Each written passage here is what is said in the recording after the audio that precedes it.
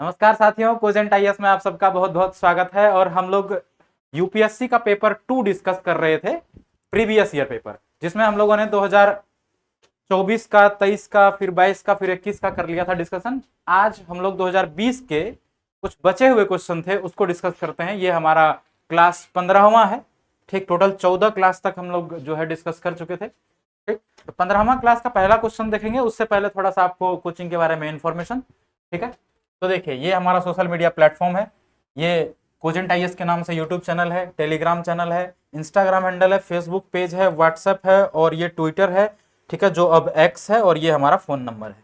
तो अगर आपको किसी भी प्रकार का कोई भी जानकारी हमारे कोचिंग से संबंधित आपको चाहिए तो आप इन सब में से किसी भी प्लेटफॉर्म पर जुड़ करके वो जानकारी प्राप्त कर सकते हैं, ठीक है। अगर आप एक एंड्रॉयड यूजर हैं दोस्तों, ठीक है, तो अपने प्ले स्टोर पर जाएंगे और अपने प्ले स्टोर से, ठीक है, वहां सर्च करेंगे cogent learning app. Cogent learning app के नाम से हमारा एप्लीकेशन वहां पर मौजूद है। उसको डाउनलोड करेंगे, रजिस्टर करेंगे, लॉगिन करेंगे, फिर आप देखेंगे कि वहां पर आपके लिए बहुत सारी चीजें अवेलेबल हैं, ठीक है। तो वहां से आप अपना बेनिफिट ले सकते हैं इस पर लॉगिन करके। उसके बाद अगर आप एक iOS यूजर हैं तो आपके लिए भी, ठीक है, हमारा एप्लीकेशन iOS के स्टोर पर भी मौजूद है, वहां से भी आप डाउनलोड कर सकते हैं, ठीक, और लॉगिन कर सकते हैं। अब आइए, ये हमारा वेबसाइट है, ठीक है। तो अगर आपको और भी ज्यादा जानकारी चाहिए या हमारे वेबसाइट को विजिट करना चाहते हैं तो आप www.cogentis.in को लॉगिन कर सकते हैं या वहां से विजिट कर सकते हैं। देखिए वहां पर क्या क्या आपके लिए बेनिफिट का जो मटेरियल है, क्या क्या अवेलेबल है, ठीक। देखिए, जैसे आप वेबसाइट पे जाएंगे तो आपको हमारा टेस्ट सीरीज दिखेगा। टेस्ट सीरीज क्या है? जैसे यूपीएससी का है, स्टेट पीसीएस का है, ठीक। मतलब कई प्रकार के एग्जाम्स हैं, ठीक, कॉम्पिटिटिव एग्जाम, जिसके टेस्ट सीरीज वहां पर मौजूद है। वहां जाइए, टेस्ट लगाइए, टेस्ट को देखिए किस किस के लिए या आपके लिए अवेलेबल है भी कि नहीं है। नहीं है तो आप क्वेरी कर सकते हैं, ठीक है, कि आपके लिए क्या हम अवेलेबल करवा सकते हैं। तो ये रहा हमारा कोचिंग का छोटा सा इंट्रोडक्शन। अब आइए आज का पहला क्वेश्चन देखते हैं। तो दोस्तों ये पहला क्वेश्चन है what is the reminder when this is divided by 100, ठीक। अगर इस गुणनखंड को 100 से विभाजित किया जाता है तो शेषफल क्या है, यही क्वेश्चन है। तो देखिए, हम लोग क्या करते थे, रिमाइंडर खोजने के लिए पहले इसमें 100 ढूंढ लेते थे। देखिए अब 100, इसमें यहाँ 25 तो मिल रहा है, लेकिन इधर इसमें 2 मिल जाएगा लेकिन 4 नहीं है, तो 25 गुना 50 ही हुआ। कहने का मतलब 100 तो नहीं मिल रहा है, तो इसका मतलब इसमें रिमाइंडर पूरा पूरा, मतलब कुछ ना कुछ बचेगा, पूरा पूरा भाग तो नहीं लगेगा। तो आइए देख लेते हैं। 51 multiplied by 27 multiplied by 35 multiplied by 62 and 75, और इसको हम लोग 100 से डिवाइड करने चल रहे हैं। तो देखिए, इसके हम दो तरीके बता रहे हैं आपको, दो तरीके से इसको आप निकाल सकते हैं। पहला तो ये है कि आप इसको डिवाइड करते जाए, ठीक। सबसे पहले अगर हम इसको 25 से, और हाँ एक बात ध्यान रहे, जब आप डिवाइड करते हैं तो बाद में जो रिमाइंडर बचेगा उसमें आपको मल्टीप्लाई भी करना है जिससे आपने काटा था। तो हमने सबसे पहले 25 से इसको काटा, यहाँ लिख लेते हैं, ठीक है। तो देखिए 25 से इसको काटेंगे, 25 4 से कटेगा और ये 3 से कटेगा। अब ये 4 को अगर हम 2 से काट दें तो यहाँ 2 हो जाएगा और यहाँ हो जाएगा 31, ठीक। और तो कोई नहीं कट रहा है 2 से। अब देखिए दोस्तों, यहाँ पे 2 से, एक बारी 2 से भी हमने काटा है, तो याद रखेंगे इसको, इससे हमको मल्टीप्लाई करना पड़ेगा लास्ट में जो रिमाइंडर आएगा उसको, क्योंकि इसको काटा है हम लोगों ने, ठीक है। देखिए अब यहाँ पर हमारे पास डिवाइजर में है 2 और ऊपर में जो है सारे विषम संख्या है, ठीक, सारे विषम संख्या है। यहाँ पे 51 है, 27 है, 35 है, 31 है और 3 है। किसी भी ऑड नंबर को अगर आप 2 से डिवाइड करेंगे, एक को छोड़, सॉरी एक को भी मिला लीजिए, किसी भी ऑड नंबर को अगर आप 2 से डिवाइड करेंगे तो रिमाइंडर 1 आएगा, ठीक है। तो यहाँ पर भी 1 आएगा, यहाँ पर भी 1, यहाँ पर भी 1, यहाँ पर भी 1 और यहाँ पर भी 1। सब मल्टीप्लाई में है, सबको मल्टीप्लाई कर दीजिए, यानी यहाँ से रिमाइंडर आ गया आपका 1। लेकिन चूंकि 2 बार हम लोगों ने भाग किया था, एक बार 25 से और एक बार 2 से, तो ये मल्टीप्लाई कर देंगे 1 में, यानी कि 25 इंटू 2 गुना 1, यानी कि हो गया 25 गुना 50 गुना 1 50। इसका रिमाइंडर क्या हो जाएगा 50। तो ये तो हो गया पहला तरीका। दूसरा, आप इसका यूनिट डिजिट से निकाल सकते हैं। इसका यूनिट डिजिट 1 है, 1 और 7, 1 है, 7 है, 5 है, 2 है, 5 है, इस तरह से मल्टीप्लाई करके ऐसे करके निकाल सकते हैं। देखिए 1 7 7 7 पंचा 35, 35 गुना 70, 70 पंचा 7 पंचा 35, 350, और 350 में अगर 100 से भागा देंगे तो 300 पूरा पूरा कट जाएगा, रिमाइंडर क्या बचेगा 50। तो यहाँ से रिमाइंडर भी 50 आ रहा है। तो दोनों तरफ से हमारा आंसर 50 आ रहा है। ए ऑप्शन इसका करेक्ट आंसर है। आप किसी भी अप्रोच से जा सकते हैं, ये ज्यादा शॉर्टकट है, इससे जा सकते हैं, ज्यादा बेनिफिट रहेगा, ठीक है। चलिए अब अगला क्वेश्चन है। a sum of 2500 is distributed among x, y and z in the ratio। देखिए रेशियो दे रखा है। सबसे पहले इस रेशियो में x, y और z को 2500 रुपए बांटा गया, ठीक है। चलिए देखते हैं 1/2 इज टू 3/4 इज टू 5/6। तो सबसे पहले इस फ्रैक्शन को हम लोग एक नेचुरल नंबर में कन्वर्ट कर लेते हैं। तो एलसीएम निकालते हैं, इसको मल्टीप्लाई कर देंगे। एलसीएम कितना हो जाएगा, 2, 4 और 6 का 6 नहीं 12, 12 हो जाएगा। तो 12 से इसको मल्टीप्लाई करेंगे तो ये हो जाएगा 6, इसको करेंगे तो 4 तिया 12, 3 तिया 9, और इसको करेंगे तो 6 दूनी 12, 5 दूनी 10। ठीक है, तो ये हमारा रेशियो आ गया। अब बोला है what is the difference between the maximum share and the minimum share. Maximum share इसके पास आएगा। अगर हम मान लेते हैं ये सबका टोटल सम जो है 2500 है, टोटल सम 2500 है, तो इसको हम अगर 10 यूनिट मान लें, 9 यूनिट और 6 यूनिट, 9 6 15 10 25, यानी 25 यूनिट की वैल्यू 2500 है, तो 1 यूनिट की 100 होगी। 1 यूनिट की कितनी होगी, 100।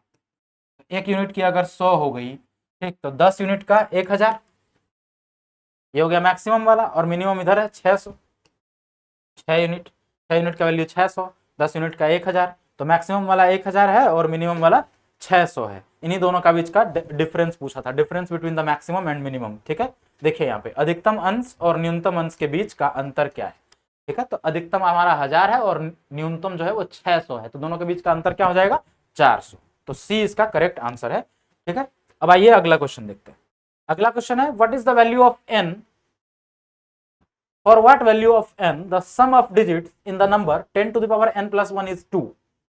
10 to the power n plus 1 करेंगे, ठीक है, तो उसका जो डिजिट का सम होगा वो 2 आना चाहिए। यही क्वेश्चन है। देखिए 10 की पावर n प्लस 1, 10 की पावर कितना भी पावर करेंगे आप, जैसे मान चलिए 10 की पावर अगर हम 0 करते हैं, 0 कर देंगे तो ये तो इसका वैल्यू हो जाएगा 1, और प्लस 1 करना है तो प्लस 1 करेंगे तो 1 + 1 2, और 2 में जो डिजिट है उसके सम भी 2 होंगे, है ना। तो यानी 0 के लिए तो ये वैलिड है ही। अगर हम इसको n की वैल्यू 1 ले लेते हैं, n की वैल्यू 1 ले लेते हैं, तो ये 10 की पावर 1 हो जाएगा। ठीक, प्लस 1, तो ये हो गया 10 + 1 11, 11 का डिजिट सम ऑफ डिजिट करेंगे तो ये भी 2 आ रहा है। n की वैल्यू अगर 2 लेंगे तो ये क्या हो जाएगा, 100 + 1 101, और 101 में ये 3 डिजिट है, तीनों डिजिट का सम करेंगे तो 1 + 0 + 1 2 हो जाएगा, यानी सम ऑफ डिजिट इसमें भी 2 आ रहा है।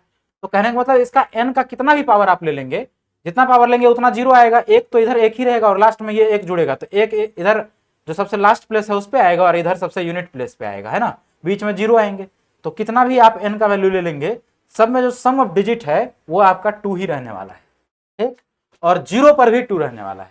ठीक, अगर ये 1 से स्टार्ट होता तो हम लोग कह सकते कि किसी भी नेचुरल नंबर के लिए हमारा जो सम ऑफ डिजिट है वो 2 आने वाला है, लेकिन चूंकि 0 पर भी ये 2 ही आ रहा है तो हम क्या बोलेंगे, किसी भी होल नंबर के लिए। तो for any whole number n इसका जो सम ऑफ डिजिट है वो 2 ही रहने वाला है, तो आंसर बी हो जाएगा। ठीक, बहुत लोग 0 पर टेस्ट करके ए ऑप्शन मार देंगे, लेकिन वो आपका क्या हो जाएगा, गलत हो जाएगा। 0 पर तो है ही, आगे भी आपको चेक करना चाहिए, है ना। तो इसीलिए सारे ऑप्शन आपको चेक करके उसके बाद ही जो है ना फाइनल आंसर आपको टिक करना चाहिए। ठीक, देखिए नहीं तो क्या हो जाएगा, यहाँ 0 पर हमने चेक किया और सम ऑफ डिजिट 2 आ गया था, तो बहुत लोग क्या करेंगे, वहीं पर ए ऑप्शन टिक कर देंगे, लेकिन ऐसा नहीं करना है। क्यों, क्योंकि इसमें n का कोई भी वैल्यू 0 से लेकर के इनफाइनाइट तक रख देंगे आप, फिर भी क्या हो जाएगा, इधर 10 की जितना पावर करेंगे उतना 0 आ जाएगा। एक रहेगा पहला डिजिट और लास्ट में ये एक जुड़ेगा तो लास्ट में एक आ जाएगा, बीच में 0 0 0 0 आएंगे, और सम ऑफ डिजिट करेंगे तो ये 1 + ये 1, है ना, बीच में तो 0 ही है, तो 0 ऐड करेंगे तो कोई फर्क नहीं पड़ेगा, तो 1 + 1 2 हो जाएगा। यही पूछा था, सम ऑफ डिजिट 2 होना चाहिए, तो आंसर क्या हो जाएगा, for any whole number n, ठीक है, sum of digit of this will be 2। ठीक है, इस संख्या में अंकों का योग क्या हो जाएगा, 2 हो जाएगा। ठीक, किसी भी n का किसी भी होल नंबर के लिए। चलिए अगला क्वेश्चन देख लेते हैं। अगला क्वेश्चन है in a class there are 3 groups. एक क्लास में 3 ग्रुप हैं, ए बी और C. If 1 student from group A and 2 student from group B, A से एक स्टूडेंट को निकाला, ठीक है, एक स्टूडेंट को निकाला, और बी से 2 स्टूडेंट को निकाला, 2 student from group B are shifted to group C, और इन सबको ग्रुप सी में डाल दिया। ठीक है, then what happens to the average weight of the students of the class. तो पूरी क्लास पे, अरे पूरे क्लास का एवरेज वेट पे कोई फर्क थोड़ी पड़ने वाला है। ग्रुप आप 4 बना लीजिए क्लास में, ग्रुप आप 100 बना लीजिए, है ना, जो पूरा क्लास का नंबर है, एवरेज क्या होता है, एवरेज हो जाएगा sum of all the observation, यानी sum of all the students of class का, जितना भी क्लास के बच्चे हैं उन सभी का एज का सम हो जाएगा, है ना, यानी एवरेज वेट पूछा है तो वेट का सम हो जाएगा, ये सभी स्टूडेंट का सम, और जितने नंबर ऑफ स्टूडेंट्स है उससे डिवाइड कर देंगे। ठीक, अब उसमें ग्रुप कोई भी है और स्टूडेंट को इस ग्रुप से घुमा के इस ग्रुप में डाल दिए, इस ग्रुप से इसमें डाल दिए, तो पूरा क्लास का तो एवरेज तब भी सेम ही रहेगा ना, उसमें वेट थोड़ी बदल जाएगा किसी भी स्टूडेंट को ग्रुप इधर से उधर करेंगे तो, यानी कि एवरेज सेम रहने वाला है। ये बहुत ही इजी क्वेश्चन पूछ दिया था, सिर्फ सोचना था यहाँ पर, ठीक है। तो average will remain same for the class. चलिए अगला क्वेश्चन देखते हैं। अगला क्वेश्चन है how many different sum can be found with the denomination 50, 100, 200, 500 and 2000। ठीक है, ठीक है। 50 रुपए का नोट है, 100 रुपए का नोट है, 200 रुपए का नोट है और 500 रुपए का नोट है और एक 2000 रुपए का नोट है। कह रहा है इससे आप कितने अलग अलग सम बना सकते हैं, ठीक, taking at least 3 denomination at a time.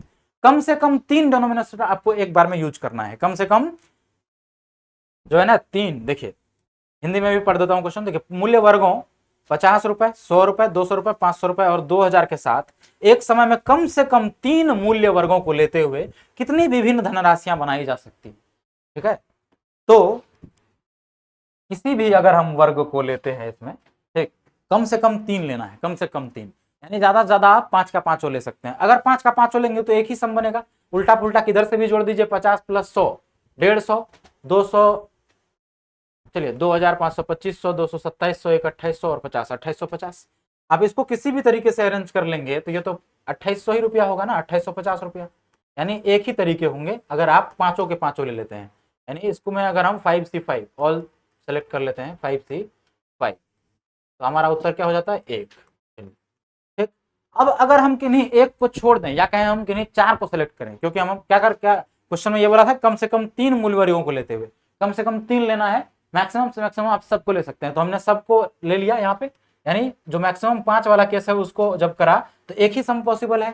अब हम लोग एक को छोड़ देते हैं, 4 को लेते हैं, किन्हीं 4 को, तो 5C4 किन्हीं भी 4 को पकड़ेंगे, ठीक, तो कितने सम आ सकते हैं, 5C4, इसका वैल्यू हो जाएगा आपको 5, 5C4, 5 फैक्टोरियल ऊपर, 5 फैक्टोरियल ऊपर, नीचे 4 फैक्टोरियल और 4 माइनस 5 माइनस 1 यानी 1 फैक्टोरियल, तो 4 फैक्टोरियल तक कट जाएगा, केवल 5 बचेगा, तो यहाँ से 5 हो गया, ठीक है। चलिए जब हमने 4 को, किन्हीं भी 4 को पकड़ा, ऐसे भी आप देख सकते हैं, ऐसे नॉर्मली भी सोच सकते हैं, जैसे मान के लिए पहली बार हमने 50 को छोड़ दिया, पहली बार हमने 50 को छोड़ दिया, बाकी के 4 ले लिए, बाकी के 4 ले लिए तो आपका सम बनेगा 2800। अगली बार हम 100 को छोड़ देंगे, बाकी के इधर वाले 4 ले लेंगे तो आपका सम बन जाएगा 2750। अब की बार अगर हमने 200 को छोड़ दिया, बाकी इधर के सबको ले लिया, तो 2850 में से 200 चला जाएगा, यानी 2650 बच जाएगा, है ना, 2650 बच जाएगा। अब अगली बार अगर मान चलिए हम 500 को छोड़ देते हैं, 500 को छोड़ देते हैं, इन सब का सम ले लेते हैं, इन सब का लेंगे तो सम कितना हो जाएगा, 500 घटा दीजिए 2850 में से 2350 हो जाएगा, 2350, ठीक है। अगली बार हम 2000 को छोड़ देते हैं तो 850 हो जाएगा, है ना। तो इस तरीके से हमारे पास कितने आ गए, 5 ही बना सकते हैं, इस तरीके से 5 सम आ जाएंगे, है ना। तो ऐसे भी आप सोच सकते हैं एक एक को हटा करके, ठीक है। बाकी हम यहाँ पे 5C4 से कर दिया हमने, किसी भी 4 को सिलेक्ट कर लिया। अब उसी तरीके से किसी भी 3 को सिलेक्ट कर लेंगे, तो आप किसी भी 2 को बाहर निकाल करके ऐसे सम बना लीजिए, टोटल 10 बनेगा। देखिए 5C3 करेंगे, आपका वैल्यू आ जाएगा 10, ठीक है। अब ये कैसे आता है, देखिए 5C3, 5 फैक्टोरियल ऊपर, नीचे एक बार 3 फैक्टोरियल, एक बार 5 माइनस 3 यानी 2 फैक्टोरियल, ठीक है। तो 3 फैक्टोरियल तक कैंसिल हो जाएगा, 4 गुना 5 बटा 2 फैक्टोरियल इधर बच गया, तो एक बार 2 से इसको काट दीजिए, 2 यानी 5 दूनी 10, है ना। तो 5C3 का वैल्यू 10, तो टोटल कितना हो गया हमारे पास अरेंजमेंट, टोटल हो गया 10 प्लस 5 15 1 16, है ना। तो आंसर क्या हो जाएगा 16, ए ऑप्शन, ए ऑप्शन इसका करेक्ट आंसर है। यानी टोटल 16 सम पॉसिबल है अगर आप किसी भी 3 डिनोमिनेशन को एक साथ पकड़ते हैं, ठीक है। कम से कम 3 बोला है, यानी एक बार हमने 3 को लेकर देख लिया, एक बार 4 को, एक बार 5 को एक साथ, है ना। टोटल 16 पॉसिबल सम आ गए। चलिए अगला क्वेश्चन देखते हैं। अगला क्वेश्चन है how many different 5 letter words with और without meaning can be constructed using all the letters of the word Delhi. कह रहा है दिल्ली के सभी लेटर्स को यूज करके, दिल्ली में जो ये 5 लेटर्स यूज हुए हैं, इनके सभी लेटर्स को यूज करके आप कितने वर्ड्स कंस्ट्रक्ट कर सकते हैं या बना सकते हैं, ठीक है। चाहे उस वर्ड का कोई मीनिंग हो, चाहे कोई मीनिंग ना हो, कितने आप जो वर्ड है वो लिख सकते हैं। बस कंडीशन ये है, so that each word has to start with D and end with I. Condition ये है कि सभी वर्ड्स जितने भी आप बनाएंगे वो केवल डी से ही स्टार्ट हो सकता है और आई से खत्म हो सकता है। चलिए तो ये 5 लेटर के ही वर्ड बनेंगे, 1 2 3 4 और 5। अब ये डी से शुरू होगा और आई पे खत्म होगा, ठीक है। डी से शुरू होगा और आई से खत्म होगा, बीच में हमारे पास कितने लेटर बच रहे हैं, 1 2 और 3। अब इन तीनों को आप कैसे भी रख लीजिए, तो यहाँ 3 तरीके, अब एक यहाँ रखा चला जाएगा तो इसके 2 तरीके हो जाएंगे, और जब यहाँ पर 2 ऑलरेडी इधर चला गया, 3 में से एक कोई यहाँ चला गया, एक कोई यहाँ चला गया, तो यहाँ पर अकेले एक बचेगा, यानी लास्ट वाले लेटर को अरेंज करने के एक ही तरीके, है ना। तो ये कितना हो गया, 3 दूना 6 6, यानी 6 तरीके हो गए, यानी टोटल 6 वर्ड बना सकते हैं आप। ऑप्शन डी इसका करेक्ट आंसर है, क्योंकि डी और आई को फिक्स कर दिया था, नहीं तो हम लोग 5 फैक्टोरियल बना लेते हैं ना। 5 को 20 दिया, 60 दूना 120, यानी 120 वर्ड बना सकते थे। लेकिन डी और आई का प्लेस ये फिक्स कर दिया कि डी से ही स्टार्ट होना चाहिए लेटर और आई पे ही खत्म होना चाहिए, तो इसलिए हमारे पास केवल जो लेटर कितने बनेंगे, केवल 6 बनेंगे। आप बना के भी चेक कर सकते हैं, डी यहाँ रखना है, आई यहाँ रखना है, तो एक बार यहाँ ई रख दीजिए, यानी एक बार तो दिल्ली जो लिखा हुआ है वही बन जाएगा, DELH। एक बार अगर आपने यहाँ पर ई को फिक्स कर दिया है तो यहाँ एच कर दीजिए, यहाँ एल कर दीजिए, एक बार यहाँ एल रख दीजिए, फिर यहाँ एच और यहाँ ई, फिर इसी तरीके से मतलब टोटल 6 ही केस पॉसिबल होंगे, आप बना के चेक कर सकते हैं। 6 ही थे इसलिए इसको बनाना आसान है। चलिए अगला क्वेश्चन देखते हैं। अगला क्वेश्चन है, अ bottle contains 20 litres of liquid A. एक बॉटल में 20 लीटर ए लिक्विड है, यानी एक लिक्विड है जिसका नाम ए है। तो लिक्विड ए है कितना, 20 लीटर। किसी बॉटल में ये 20 लीटर हमारे पास क्या है, ए। 4 liters of liquid A is taken out of it and replaced by the same quantity of liquid B। देखिए यहां तक हमने क्वेश्चन पढ़ा, यहां तक से मैं जो कह रहा वही कर देते हैं। इसमें से 4 लीटर निकाल दिया, 4 लीटर निकाल के यहां रख दिया, ठीक है, और ये सेम 4 लीटर बी का उठा के यहां रख दिया, यानी बी आ गया यहाँ पे अब 4 लीटर इसमें, ठीक। और ये ए है, 4 लीटर जाने के बाद ए कितना बचा है, 16, और बी आ गया हमारे पास कितना, 4, ठीक है। देखिए तो ए है 16 और बी है 4, तो अब हम लोग अब आगे बोल रहा है again 4 litre of mixture is taken. अब ये जो ए और बी का मिक्सचर हुआ इसमें से फिर से 4 लीटर निकालेंगे, तो पहले निकाल देख लेते हैं उसमें ए कितना निकलेगा और बी कितना निकलेगा। अब देखिए यहाँ पर रेशियो अगर निकालेंगे तो ये हो जाएगा 4 चौको 16 और 4 का 4, यानी 4:1 के रेशियो में निकलेगा बाहर।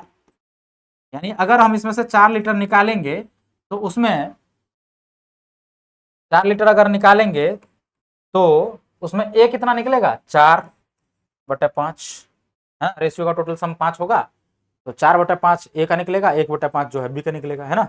तो 4/5, 4 चौको 16/5, 16/5, तो 5 तिया 15, 3.2, 5 तिया 15, 1 बचेगा, 1 पर 0 आ जाएगा डेसिमल डालने के बाद, तो 5 दूनी 10, यानी 3.2।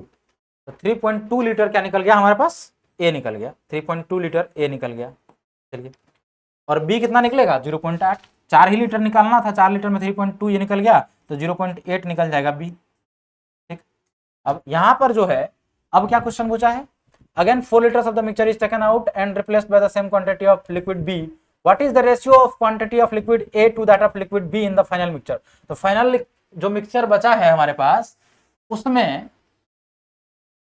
उसमें ए और बी का हमारे पास क्या पूछा है, ये रेशियो पूछा है। देखिए तो यहाँ पर ए कितना बचा है, ठीक, टोटल मिक्सचर हमारे पास फिर से 20 था, और यहाँ पर ए कितना था, ए था हमारा 16, और 16 में से फिर से हमने ए 3.2 निकाल लिया, तो 16 में से 3.2 निकल जाएगा तो कितना बचेगा, 16 माइनस 3.2, 16.00, 3.2, है ना, 3.2। तो 10 में से यानी कि ये हो गया, 10 में से 2 गया 8, 6, यानी 5 में से 3 गया 2, और इधर 1, यानी 12.8, ठीक है, 12.8। तो 12.8 लीटर हमारे पास क्या बच गया, मिक्सचर ए का, ठीक है। और 12.8 लीटर हमारे पास ए है, और बी कितना है, बी ए और बी का ही रेशियो पूछा है मिक्सर में, तो यहाँ पर बी ऑलरेडी पहले से 4 है, ठीक है, बी ऑलरेडी 4 है, या वैसे भी देख लीजिए मिक्सचर हमारे पास टोटल 20 लीटर था, 20 लीटर उसमें से 12.8 ही ए है, तो बी कितना होगा, 12.8 घटा दीजिए 20 में से, 20 में से 12 घटा देंगे 8, 0.8 और घटाना है, यानी 7.2, 7.2 इसी का रेशियो पूछा है, रेशियो निकाल दीजिए, है ना, A/B।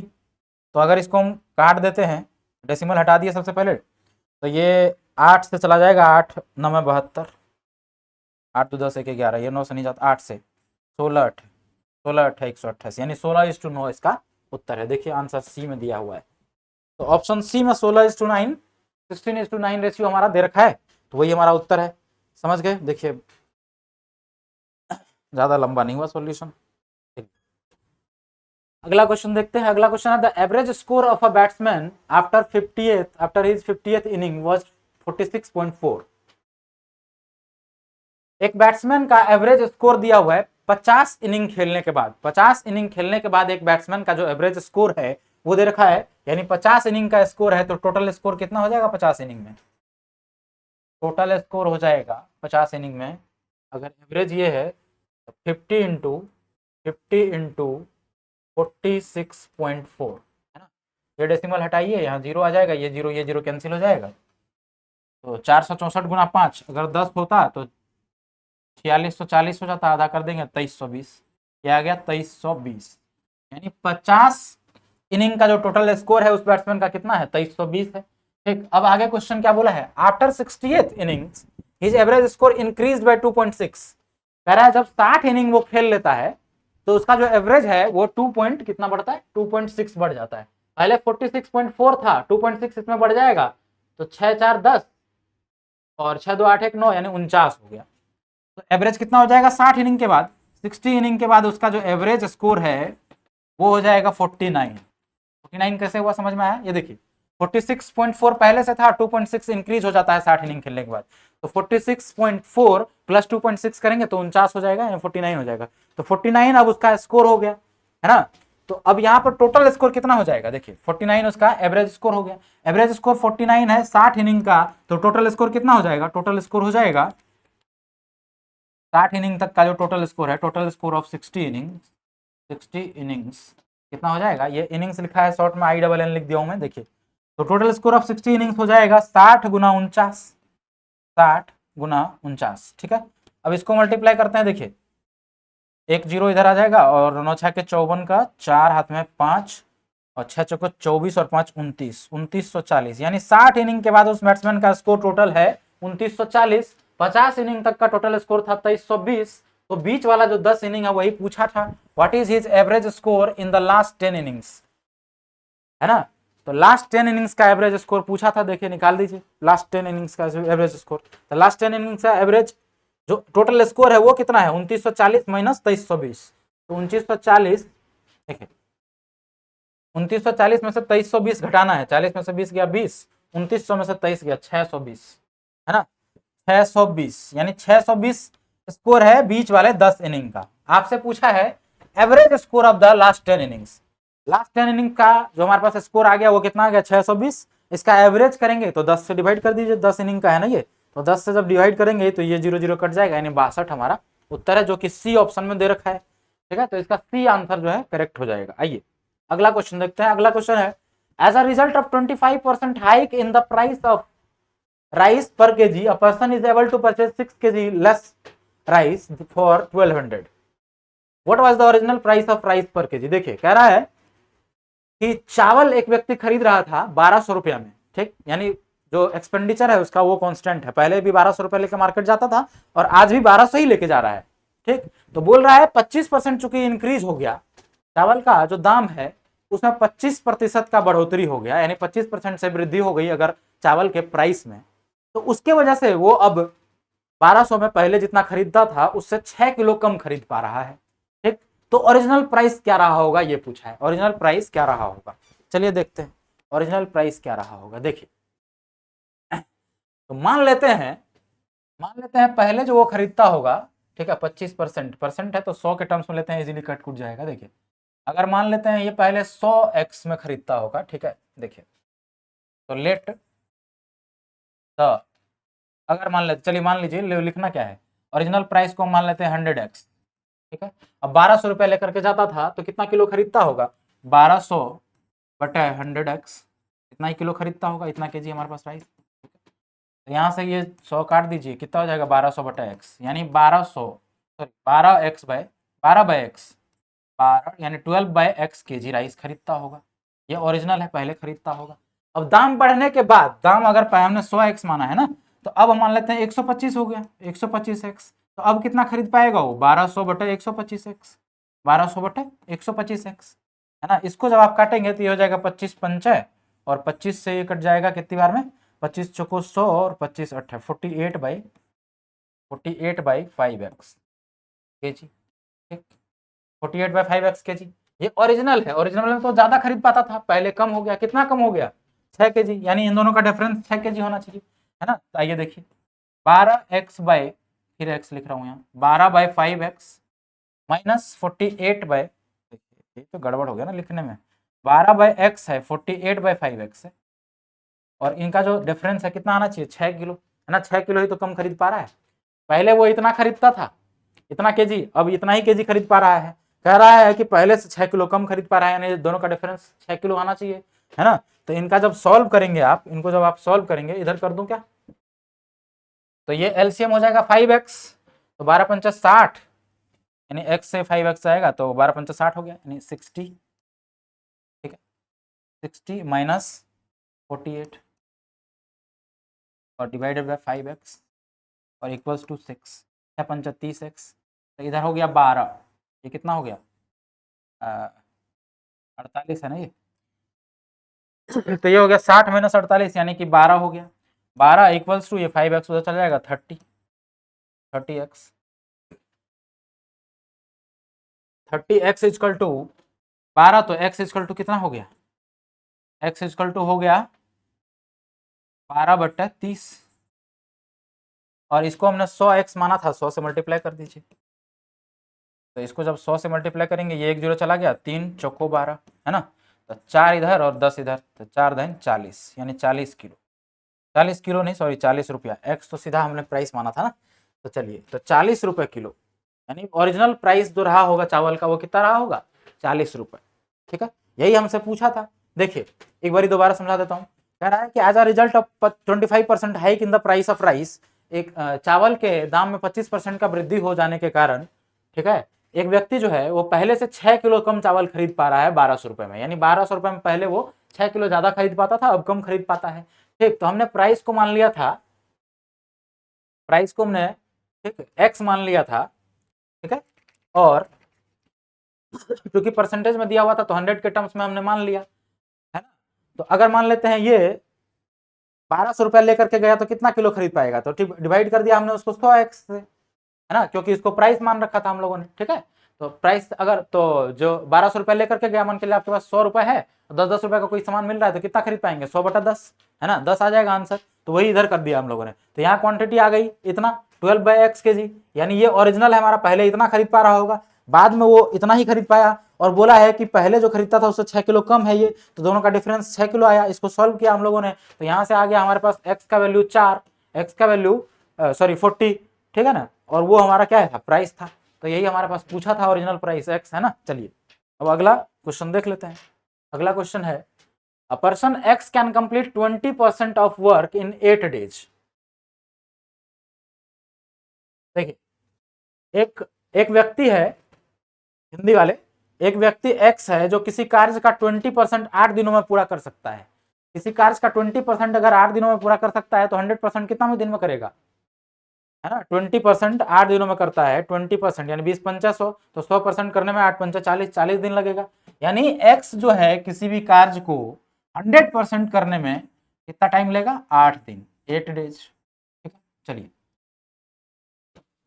नहीं 8, तो ये तो 20% करने में लेता है, तो 8 पंचा 40 दिन लेगा ना, 40, 40 डेज, 40 डेज। अब बोला है एंड अनदर पर्सन y, दूसरा व्यक्ति है y can complete 25% of the same work in 6 days. अब ये 25% वर्क करता है 6 दिन में, यानी 25% वर्क अगर 6 दिन में कर लेता है तो 100% कितना दिन में कर लेगा, 25 चौको 6, 6 चौको 24, यानी 24 दिन में, 24 डेज में, है ना, 24 डेज में।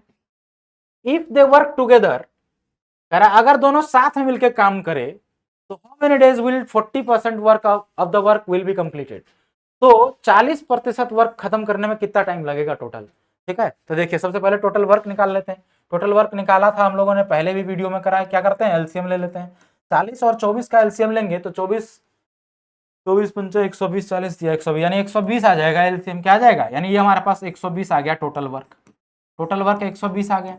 अब 120 अगर ये 40 दिन में पूरा पूरा वर्क कर ले रहा था, यानी पर डे कितना करता होगा, 40 तिया 120 यानी 3 यूनिट, है ना, 3 यूनिट वर्क पर डे ये कर लेता होगा, और ये 24 पंचा यानी ये 5 यूनिट, तो दोनों अगर साथ मिलकर काम करेंगे तो एक दिन में कितना कर लेंगे, 8 यूनिट, यानी दोनों मिलकर एक दिन में 8 यूनिट कर लेंगे, दोनों मिलकर एक दिन में 8 यूनिट वर्क कंप्लीट कर लेंगे। हमें 40% वर्क कंप्लीट करना है, टोटल वर्क 120 है तो 120 का 40% निकाल लीजिए, तो 120 का 40% क्या हो जाएगा, इधर से ये जीरो ये जीरो ये जीरो खत्म, तो 12 चौको 48 यानी 48, ठीक, यानी 48 यूनिट हम लोग को कंप्लीट करना है वर्क। 41 यूनिट जो है 48 यूनिट कंप्लीट करना है। 48 यूनिट कंप्लीट करना है, एक दिन में 8 यूनिट करता है तो टोटल कितने दिन में कर लेगा, 8 के 48 यानी 6 दिन में कर लेगा। तो इसका उत्तर हो जाएगा 6, यानी 40% वर्क कंप्लीट करने में इसको कितना दिन लगेगा भाई, 6 दिन लगेगा, यही उत्तर है। चलिए आसान क्वेश्चन था, अगला देख लेते हैं। अगला है A can travel from X to O plus Y at an average speed of V kilometre प्रति घंटा, है ना। एक व्यक्ति A है जो X प्लेस से, यानी एक स्थान है X और एक स्थान है इधर Y, ठीक है, दोनों के बीच का डिस्टेंस को हम लोग मान लेते हैं D, ये D है। अब बोला है कि X स्थान से Y तक जाता है एक व्यक्ति V किलोमीटर प्रति घंटा के रफ्तार से, V किलोमीटर प्रति घंटा के रफ्तार से, ठीक।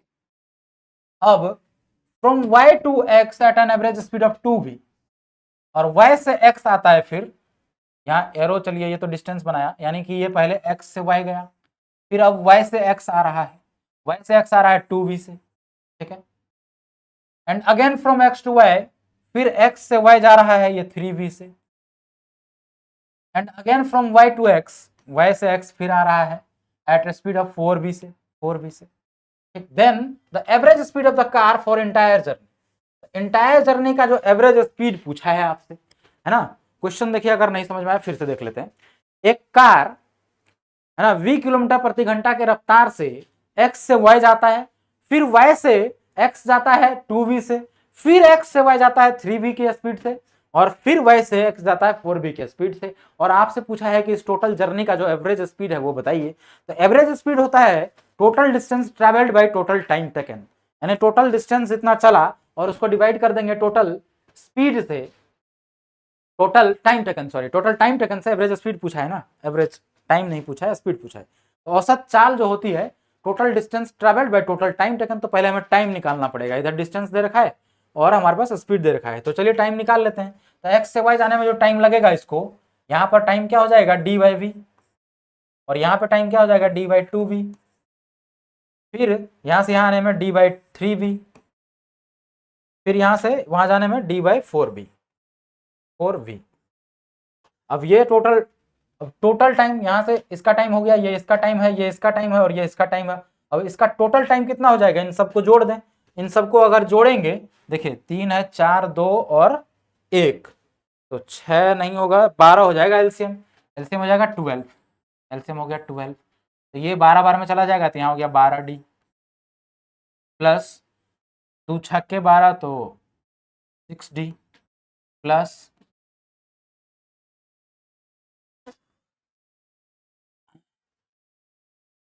ये 12 भी है एलसीएम, है ना, तो 6d हो गया, इधर 3 चौको 12 4d, और इधर 4 तिया 12 होते 3d, टोटल कितना हो गया 6 4 10 और 12 10 22 3 25,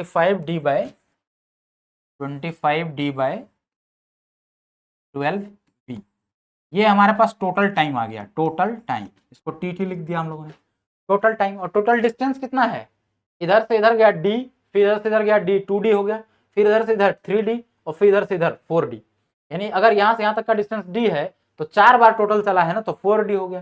तो अभी तुरंत बताए कि एवरेज स्पीड क्या होता है, total distance travelled by total time taken, total time हमने निकाल लिया है और टोटल डिस्टेंस है हमारे पास 4d, तो अब इनको डिवाइड कर देते हैं, आइए 4d और डिवाइडेड बाय हो जाएगा 25d बाई 12v, तो इसको हम लोग रेसिप्रोकल करके यहीं मल्टीप्लाई कर देते हैं, 12v बाय 25d। अब यहाँ से d कैंसिल हो जाएगा, है ना, ये हो गया 12 चौको 48, 48 बट्टा 25, 48 बट्टा 25 भी, 48 बट्टा 25 भी। अब 25 से 48 को अगर डिवाइड करेंगे तो 25 का 25, 1 बच जाएगा 23, 230, 25 90, यानी कि 25 9 225, 1.9 समथिंग आएगा। इधर 5 अभी और भी बचा हुआ है, 50 डाल दीजिए, यानी 292, 1.92v, ठीक है, तो 1.92v आ रहा है। देखिए अब इसमें ऑप्शन कैसा दे रखा है, is less than v kilometre per hour, तो v किलोमीटर प्रति घंटा से कम तो नहीं है, v है ना, ये 1.92v आ गया ना, तो v lies between v and 2v, 1 और 2 के बीच में ये लाई कर रहा है, बिल्कुल सही है। v जो है 1 और 2 के, ये देखिए 1 से बड़ा है 1.9 है और 2 से छोटा है 2 भी तो नहीं है ना, तो इसीलिए हमारा इसका करेक्ट आंसर क्या हो जाएगा, बी ऑप्शन, v और 2b पर किलोमीटर आवर के बीच में। ठीक है, चलिए तो एवरेज स्पीड क्या रहेगा इसका, इस कार का, v और 2b के बीच में रहेगा। चलिए अगला क्वेश्चन देखते हैं। अगला क्वेश्चन है कंसिडर द फॉलोइंग स्टेटमेंट्स, दो कथन दिए गए हैं, एक वर्ग और एक वृत्त के प्रतिच्छेदन के बिंदुओं की न्यूनतम संख्या 2 है। ठीक है, प्रतिच्छेदन मतलब कितनी बार उसको टच करता है ना। देखिए minimum number of points of intersection, कितना जगह पर काटता है। अच्छा, मिनिमम नंबर ऑफ इंटरसेक्शन, देखिए इंटरसेक्ट करना है ना, तो 2। देखिए यानी एक है हमारे पास, क्या है, एक स्क्वायर है और एक सर्कल है, एक स्क्वायर है और एक सर्कल है, तो मिनिमम बनाना है।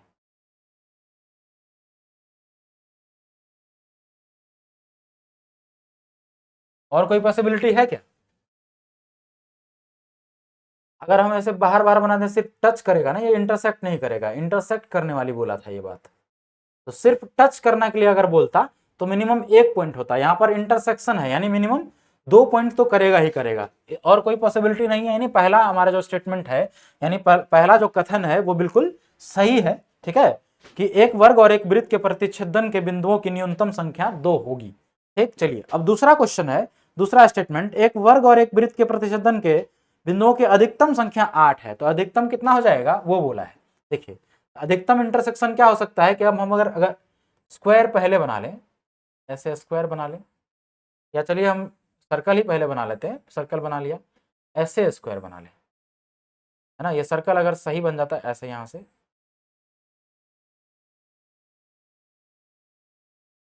ना, तो ये टोटल देखिए कितना बिंदु पर कट गया, एक यहाँ पे कटा, एक यहाँ पे, 2 3 एक 4 एक 5 एक 6 7 और 8, और कोई पॉसिबिलिटी नहीं, अंदर बना देंगे तो सिर्फ टच करेगा, इंटरसेक्शन पूछा था, है ना, तो दूसरा स्टेटमेंट भी हमारा क्या हो गया, करेक्ट हो गया। तो इसका आंसर हो जाएगा 1 और 2 दोनों। ठीक, इसको तो सिर्फ बना बना के चेक करना था, इसमें मैथ नहीं था। चलिए मैथ सिर्फ इतना था कि सर्कल पता होना चाहिए आपको और स्क्वायर पता होना चाहिए। अब अगला क्वेश्चन है, a man takes half time in rowing a certain distance downstream then upstream, what is the ratio of the speed in still water to the speed of current. एक व्यक्ति धारा की उल्टी दिशा में जाने की अपेक्षा धारा प्रवाह की दिशा में किसी निश्चित दूरी को नौ द्वारा खेने में आधा समय लगाता है। ठीक है, यानी एक व्यक्ति, देखिए एक, आप इसको एक छोटा सा नदी मान लीजिए, नदी में जो है ना, जिधर की ओर धारा फ्लो कर रही है, धारा बह रही है, उधर की तरफ जाता है। ठीक, तो एकदम आधे समय में कंप्लीट कर लेता है अगर वो अपोजिट डायरेक्शन में आता है तो, है ना, तो जाहिर सी बात है अपोजिट डायरेक्शन में आएगा तो धारा उसको पीछे भी धकेलेगा, है ना, तो वो हम लोग मान लेते हैं कि जो ठहरा हुआ पानी में जो इसका स्पीड है ना, करंट, चलिए ठहरा हुआ छोड़िए, करंट का ही मान लेते हैं। चलिए करंट का अगर हम स्पीड मान लें, करंट का, अगर करंट का जो स्पीड है वो y है, या इसको x कह लें, करंट का स्पीड अगर x है और जो मैन का स्पीड है, जो व्यक्ति का जो तैर रहा है जिस स्पीड से, इसका स्पीड अगर y है, ठीक, तो अगर ये धारा की दिशा में चलेगा, धारा की दिशा में चलेगा तो एक तो उसका खुद का स्पीड होगा, दूसरा जो धारा का स्पीड है, धारा भी तो उसको मदद करेगा ना आगे जाने में, है ना, तो कहने मतलब अगर हम इसको डाउन स्ट्रीम लेके जाते हैं यानी कि धारा की दिशा में, है ना, तो डाउन स्ट्रीम में इसका स्पीड क्या हो जाएगा, x प्लस वाई हो जाएगा, दोनों का जुड़ जाएगा आपस में।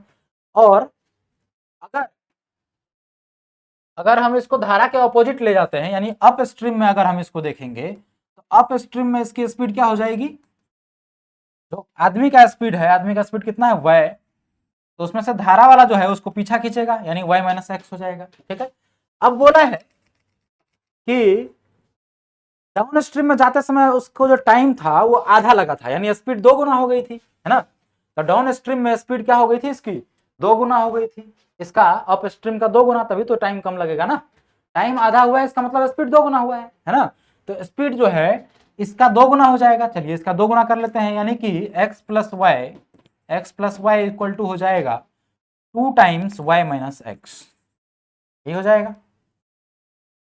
चलिए इसका 2 गुना हो जाएगा तभी तो टाइम आधा लगेगा। अब इसको सॉल्व कर लेते हैं, और हमारे पास पूछा क्या है, what is the ratio of speed in still water to the speed of current, यानी उस व्यक्ति का स्टिल वाटर में जो स्पीड था उसका और करंट का स्पीड का रेशियो पूछा है। तो x है उस व्यक्ति का, सॉरी y है उस व्यक्ति का और x है करंट का, यानी y बाय x पूछ लिया। Ratio of speed in still water, हाँ मैन का और करंट का, यानी y बाय x हमको निकालना है। तो ये हो जाएगा x plus y equals to 2y minus का 2x, ठीक है। अब इस x को इधर ले आइए, हो जाएगा 3x इक्वल टू y। हमें y बाय x निकालना है, यानी y बाय x क्या हो जाएगा, y बाय x हो जाएगा 3:1, 3/1। यहाँ से देख लीजिए, इस x को उधर ले जाइए, यहाँ से x चला गया इधर, ठीक है। तो यहाँ क्या बचा 3, नीचे कुछ नहीं 1 है, तो 3/1 हो गया रेशियो। तो यही आपसे पूछा था, तो उत्तर क्या हो जाएगा 3/1 किस में है, डी ऑप्शन में। तो डी ऑप्शन इसका करेक्ट आंसर हो जाएगा। अब आइए अगला क्वेश्चन देखते हैं। अगला क्वेश्चन है, how many pairs of natural numbers are there such that the difference of which square is 63। प्राकृतिक संख्याओं के ऐसे कितने युग्म हैं जिनके वर्गों का अंतर 63 है। प्राकृतिक संख्या मान लेते हैं कोई भी है, x है एक, और दूसरा होगा अगर y, ठीक है। तो कितने ऐसे जोड़े बन सकते हैं जिसका वर्गों का अंतर 63 है, यानी अगर हम इसका स्क्वायर करें और इसका अंतर ले लें तो 63 आना चाहिए, ठीक है। तो दोस्तों ये देखिए, यह है a square minus b square, जिसका फॉर्मूला होता है x square minus y square का x plus y into x minus y. अब इन दोनों का प्रोडक्ट जो है 63 होना चाहिए। अब इन दोनों का प्रोडक्ट 63 कब कब हो सकता है, जब ये पूरा ब्रैकेट या तो 63 हो जाए और ये वाला 1 हो जाए, है ना, या ये तो ये 63 हो जाए या ये 1 हो जाए, तभी हो सकता है 63। दूसरा पॉसिबिलिटी क्या है, ये 9 हो जाए और ये 7 हो जाए, तो 9 7 63, तब भी 63 हो सकता है। और कोई पॉसिबिलिटी है क्या, हाँ 21 दिया 63, एक 21 हो जाए और एक ये 3 हो जाए, 21 दिया 63। और कोई है क्या, और कोई जिसका दोनों का प्रोडक्ट यानी 63 का आप प्राइम फैक्टराइजेशन कर लेंगे, है ना। तो 9 7 63, 9 3 तिया 9, 3 गुना 3 गुना 7, यही होगा, 6 9 तिया 27, 3 तिया 9 और 9 7 63, यही है। तो बाकी मतलब सारे पॉसिबिलिटी हम लोगों ने लिख लिए और कुछ भी नहीं है। 9 या 9 7 63 हो सकता है, 21 तिया 63 हो सकता है, यानी यही है ना फैक्टराइजेशन, 3 गुना 3 गुना 7, तो ये हो सकता है 7 तिया 21, 21 तिया 63, या 3 तिया 9, 9 7 63, या फिर एक सीधा सीधा हो सकता है 63 गुना 1, है ना। तो इतनी पॉसिबिलिटी है। चलिए अब इतनी पॉसिबिलिटी है तो 63, तो ये जो 63 है ये पूरा ब्रैकेट का है, ये पूरा ब्रैकेट अगर 63 होना चाहिए, यानी x प्लस वाई 63 होना चाहिए और x माइनस वाई जो है वो 1 होना चाहिए। तो क्या पॉसिबिलिटी है, पॉसिबिलिटी ये है कि अगर हम इसको दो पार्ट में तोड़े, जोड़ के 63 बनाना है और घटा के, यानी डिफरेंस 1 होना चाहिए, यानी दो कंज्यूकेटिव नंबर होंगे। तो दो कंज्यूकेटिव नंबर जिसका सम 63 है, यानी x और x प्लस 1 का सम क्या है 63 है, ये हो गया 2x, 2x इक्वल टू 62, यानी 31, x 31 है तो ये 32, y 32 है, यानी मतलब x अगर 31 है तो y क्या है 32 है। यहाँ मान लेता हूँ ये x है और ये y है, तो ये 32 32 और ये 31, ठीक है। तभी तो होगा ना 32 माइनस 31, एक हो जाएगा यहाँ पे, और 32 प्लस 31 63 हो जाएगा यहाँ पे। दूसरी पॉसिबिलिटी है 9 और 7, यानी दोनों को जोड़ के 9 होना चाहिए और घटा के 7 होना चाहिए, ठीक है, घटा के 7 होना चाहिए। 8 और 1 पॉसिबल है, ये 8 हो जाए और ये 1 हो, तभी तो 8 प्लस 1 9 होगा और 8 माइनस 1 7 हो जाएगा। अब 21 और 3 जोड़ के 21 होना चाहिए और घटा के 3 होना चाहिए, जोड़ के 21 होना चाहिए और घटा के 3 होना चाहिए। तो ऐसा क्या हो सकता है 21 जोड़ के 21 होना चाहिए नहीं, और घटा के 21, 12 और 9, 12 और 9, चलिए 12 और 9 में भी पॉसिबिलिटी बन रहा है, ठीक है। 12 और 9 को जब जोड़ेंगे तो 21 हो जाएगा और घटाएंगे तो 3 हो जाएगा। और तो कहने का मतलब इन तीनों में x और y हम लोगों ने निकाल दिया। पूछा क्या है भाई question, how many pairs of the natural numbers, कितना पेयर पॉसिबल है ना, कितना पेयर है, एक पेयर, दो पेयर, तीन पेयर पॉसिबल है। तो आंसर है इसका ए ऑप्शन 3। चलिए अगला क्वेश्चन देखते हैं।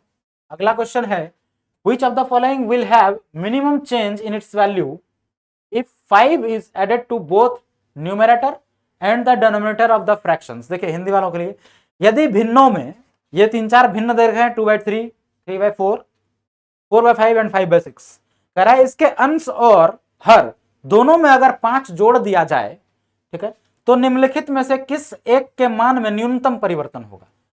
तो इनमें से किसके जो वैल्यू है उसमें मिनिमम डिफरेंस या मिनिमम चेंज हमें देखने को मिलेगा। ठीक, तो आज से आप लोग एक बात ध्यान रख लीजिए, अगर न्यूमरेटर और डिनोमिनेटर दोनों बड़ा है, जितना बड़ा होगा उसमें एडिशन का जो इफेक्ट है उतना कम होता है। ठीक है, तो देखिए सबसे दोनों बड़ा होना चाहिए, न्यूमरेटर और डिनोमिनेटर दोनों।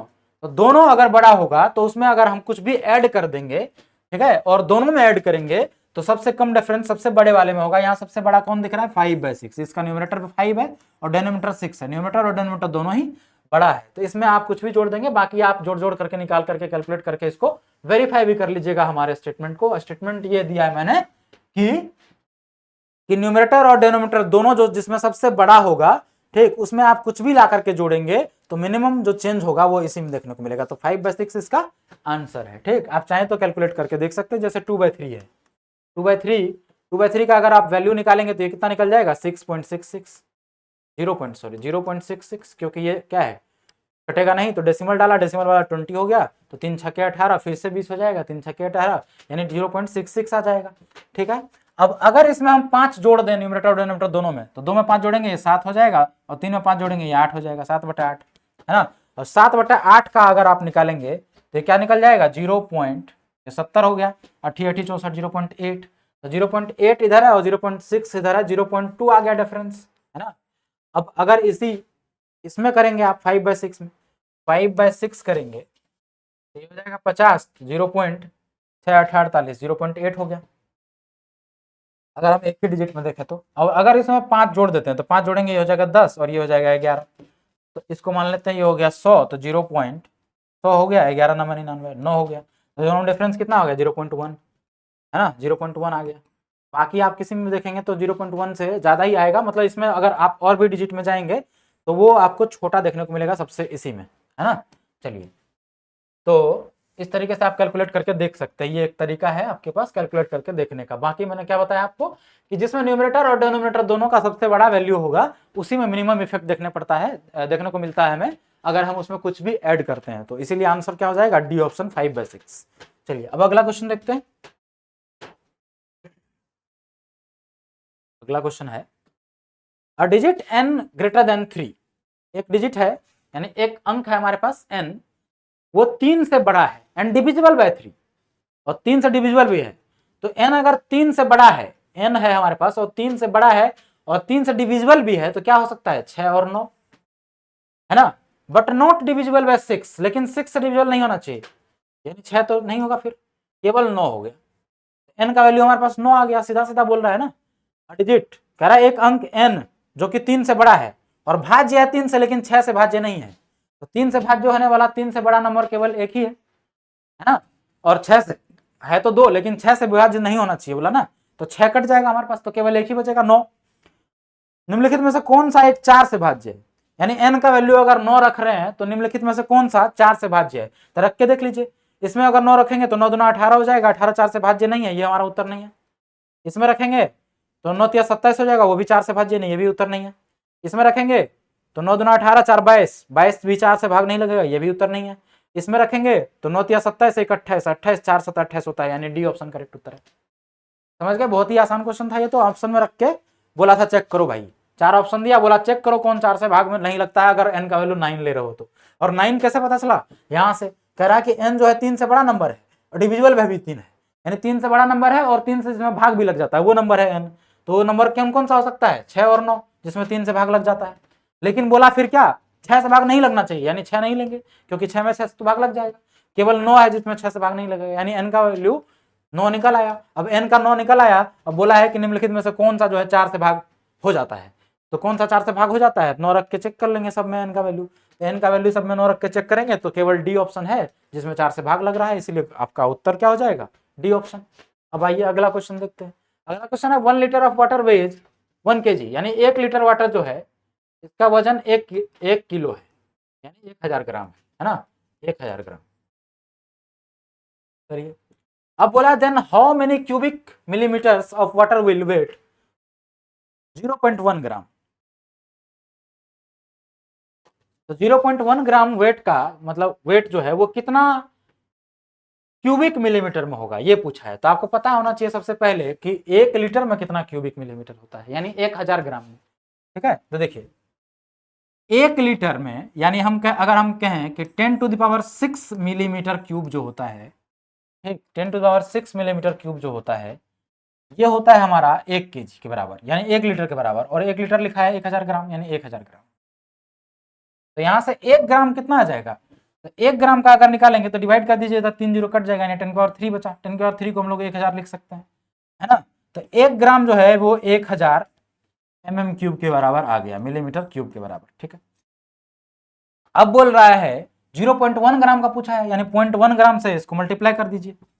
1 ग्राम का निकल आया। अगर एक कलम का आपके पास प्राइस आ जाता है, उसके बाद कितना भी कलम का पूछता है मल्टीप्लाई कर देते हैं, है ना।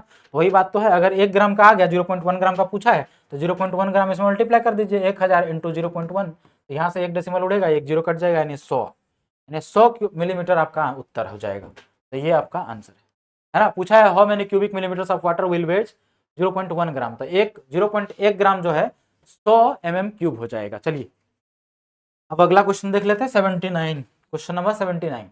अब यहाँ पर vessel full of water veg 40 kg, पानी से भरे हुए एक बर्तन का भार 40 किलो है। यानी अगर एक हमारे पास कहें कि गिलास है, ठीक है, और वो ग्लास जब पानी से भरा हुआ है और पूरा ग्लास हम तराजू पे चढ़ा दिए, तो वजन हमारे पास कितना आया, 40 किलो। 40 किलो, यानी पानी का भी और ग्लास का भी, दोनों का वजन मिला के 40 किलो आया है। अब पूछा है इफ इट इज 1/3 फील्ड, अगर हम उसका केवल 1/3 ही फिल करते हैं, केवल 1/3 ही फिल करते हैं, then its weight becomes 20 kg, तो इसका वेट 20 किलो हो जाता है। यानी जब हम ग्लास में पानी केवल 1/3 है, जब पानी पूरा भरा हुआ था तो 40 किलो वेट था, अब पानी अगर केवल 1/3 है तो 20 किलो हो गया। यानी कि जो ग्लास खाली बचा है 2/3 बचा है, और वही 2/3 का वजन ही 20 किलो है। यही तो बोला ना, है ना, कि जब पूरा ग्लास भरा हुआ है तो ग्लास और पानी दोनों का वजन 40 किलो है। अब हमने 2/3 पानी को खाली कर दिया तो वजन 20 किलो है, यानी 2/3 पानी को खाली किया तभी तो 1/3 भरा है। अब 2/3 अगर खाली कर दिए तो वजन केवल 20 ही किलो बचा, यानी जो बाहर निकला 2/3 उसी का वजन, उसका वजन 20 किलो रहा होगा, तभी ना 40 में से 20 गया तो 20 बचा। तो 2/3 जो पानी है इसका वजन, 2/3 वाटर लिख देता हूं, 2/3 वाटर का वजन है 20 किलो जो बाहर निकल गया, है ना। तो 1 वाटर का कितना हो जाएगा वजन, 1 वाटर का 20 गुना 3/2, तो ये चला जाएगा 10 या 30, यानी भरा हुआ ग्लास में जो पानी का वजन है वो 30 है और टोटल वजन 40 है, तो पानी का वजन 30 आ गया यहाँ से, तो ग्लास का वजन कितना रहा होगा, 10 किलो। वही पूछा है what is the weight of empty glass, 10 kilo, है ना। इसको एक्स वैक्स मान के भी बना सकते हैं, ठीक। चलिए देख लेते हैं एक बार उस तरीके से भी। कह रहा है glass full of water weight, अगर मान लेते हैं वाटर का वेट W है, ठीक है, और ग्लास का वेट G है, दोनों मिला करके हमारे पास 40 है, ठीक। चलिए इस हिसाब से भी बना के देख लेते हैं। जिसको ये समझ में नहीं आया, ये लंबी विधि है, इस विधि से भी देख लेते हैं। चलिए, तो अगर हम ग्लास का वेट मान लेते हैं G और वाटर का मान लेते हैं W, तो दोनों मिला करके 40 किलो है, यही लिखा है, दोनों को जोड़ दिया 40 किलो आना चाहिए। अब बोला है अगर इफ इट इज 1/3 फील्ड, यानी वाटर अगर केवल 1/3 है, यानी W/3 है और G पूरा है हमारे पास, अब इसका वजन जो है 20 किलो आ रहा है, ठीक है। चलिए तो इसको फ्रैक्शन को पहले कन्वर्ट कर देते हैं, दोनों में 3 से मल्टीप्लाई कर देते हैं, है ना, कर देते हैं। ये हो जाएगा W + 3G इक्वल्स टू 20 या 60 हो गया। अब इस दोनों इक्वेशन को आप सॉल्व कर लीजिए। इस दोनों इक्वेशन को जब सॉल्व करेंगे तो सॉल्व करने के लिए क्या करेंगे, हम इसमें से इसको घटा देते हैं, ये 60 है 40 है, इसको घटा देते हैं। इसको घटा देंगे तो W पूरी तरीके से कैंसिल हो जाएगा, यहाँ पर भी W है, यहाँ पर W और W घट जाएगा, पूरी तरीके से कैंसिल हो जाएगा, और 3G इधर है और इधर G है, तो 3G - G तो 2G हो गया, और 2G इक्वल्स टू 60 - 40 जाएगा तो 20 बचेगा, तो यानी कि G क्या हो जाएगा, 2 इधर जाकर कट जाएगा, 10 हो जाएगा। यानी ग्लास का वजन यहाँ से भी आपको 10 किलो निकल गया। तो ग्लास का वजन यहाँ से भी 10 किलो निकल गया। जिसको ये वाला मेथड समझ में नहीं आया तो आप ये वाला कंसीडर कर लीजिए, दोनों ही मेथड से आपको मैंने समझा दिया। अब ये अगला क्वेश्चन है, अगला क्वेश्चन है a frog tries to come out of a dried well 4.5 metre deep with a slippery wall. कह रहा है एक कुआं है जो सूख गया है, अब कुआं सूख गया है और उसमें एक मेढक है जो बाहर आना चाहता है, ठीक, लेकिन उसका वॉल जो है कुएं का वो अभी भी थोड़ा स्लिपरी है, यानी फिसलन है उसमें, ठीक है। तो वॉल जो है स्लिपरी है, उसकी वजह से क्या हो रहा है, every time the frog jumps 30 centimetre. अब हर एक बार फ्रॉग जो है वो जंप करता है 30 सेंटीमीटर, ठीक है, उसमें से स्लाइड डाउन 15 सेंटीमीटर। अब 30 सेंटीमीटर जंप लगाता है और उसमें से 15 सेंटीमीटर नीचे आ जाता है। वो कहने का मतलब अगर हम यहाँ से वो फ्रॉग को देखें, यहाँ से जंप मारा 30, लेकिन 30 जंप मारने के बाद जो वॉल इसका स्लिपरी था यानी फिसलन था जो वॉल पे, उसके वजह से ये 15 नीचे आ जाता है। तो कहने का मतलब एक जंप का जो रिजल्टेंट है उसका केवल 15 सेंटीमीटर आ रहा है, यानी एक जंप में वो केवल ऊपर कितना आ रहा है, सिर्फ 15 सेंटीमीटर ऊपर आ रहा है। और टोटल उसको आना है 4.5 मीटर। अगर इसको भी सेंटीमीटर में कन्वर्ट कर ले तो ये हो जाएगा 450 सेंटीमीटर, 450 सेंटीमीटर, ठीक है, आना है। तो पूछा है नंबर ऑफ जंप बताइए जब फ्रॉग बाहर आ जाएगा कुएं से। तो कुएं से फ्रॉग को बाहर निकालना है, एक बार में वो 15 ही निकल पाता है, तो इससे इसको 15 से डिवाइड कर दीजिए, टोटल 450 आना है ना। तो 15 से जब डिवाइड करेंगे तो ये हो जाएगा 15 या 45 30, यानी 30 जंप वो निकालेगा तो बाहर आ जाना चाहिए। लेकिन इसमें हम लोगों ने क्या गड़बड़ कर दिया पता है, इसमें हम लोगों ने ये गड़बड़ कर दिया कि जब लास्ट जंप वो मारेगा, ठीक है, जब अगर हम मान लेते हैं ये जब ये 450 है ना, एक बार में 30 मारता है, 30 इसमें से घटा लीजिए, 420 पे जब वो पहुंचा होगा, 420 पे, तब वो कितना जंप लगा चुका होगा, इसको काटे अगर 15 से तो हो जाएगा 15 दूना 30, 30 बचा 12, 120 हो गया, और ये होता है 15 8 120, ठीक है। तो 28 जंप, यानी 28 जंप में वो 420 पे पहुंच चुका होगा। और जब 420 पे पहुंच चुका होगा, अगला जंप वो जैसे ही 30 का मारेगा, ठीक है, तो वो कुएं से बाहर आ जाएगा। तो अब वो फिसलेगा क्यों नीचे, जब वो बाहर आ गया तो अब क्यों फिसलेगा। तो कहने का मतलब यहाँ पर जो है ना, वो एक जंप हम लोगों ने एक्स्ट्रा काउंट कर लिया था, यही गलती है। तो ऐसा नहीं करना है, इसलिए हमने ऐसा भी कर दिया आपके लिए, ताकि आपको ये पता लगे कि ऐसा नहीं करना है, नहीं तो गलत उत्तर। और ऑप्शन में देखिए 30 भी दे रखा है ना, 28 भी दे रखा है, ये भी नहीं करना है। 28 तक में तो आप 420 पे ही पहुंचे थे, और 420 पे पहुंचने के बाद जो जंप करेगा वो तो 30 सेंटीमीटर करेगा, और 30 सेंटीमीटर करते ही वो बाहर आ जाएगा, तो अब वो स्लिप नहीं करेगा, इसलिए उत्तर क्या हो जाएगा इसका 29, ऑप्शन बी, ठीक है। चलिए अगला क्वेश्चन देखते हैं। अच्छा यहीं तक था, 80 का 80 पे पहुंच गए हम लोग, यानी ये जो 2020 का पेपर था इसको हम लोगों ने फाइनली डिस्कस कर लिया। अब अगला हम लोग वीडियो में 2019 का पेपर स्टार्ट करेंगे, वो वीडियो नंबर हमारा 16 होगा। तो 2019 का सॉल्यूशन देखने के लिए, ठीक है, बने रहिए हमारे साथ। मिलते हैं अगले वीडियो में, तब तक के लिए बहुत बहुत धन्यवाद।